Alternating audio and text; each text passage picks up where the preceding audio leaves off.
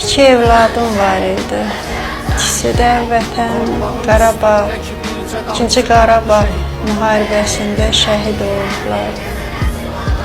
Müharibənin ilk günlərində şəhid olub. 27'si gün şəhid olub. İkisi də eyni gündə. 27'si axşamı əlini gətirdilər. Əlini dəfn edib gələndən sonra İslamı gətirdilər. Amma ikisi də eyni gündə şəhid olublar. İslam elə biraz gec götürülmüşdü, dən gec gətirmişdi.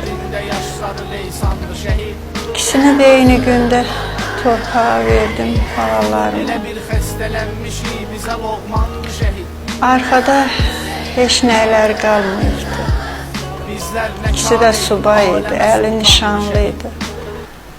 Yanvarda toy eləyəcəkdik, eləyə bilmədik. Bu evi özləri öz zəhmətlərilə qazanıb, alıblar. İçində donca yaşamadılar.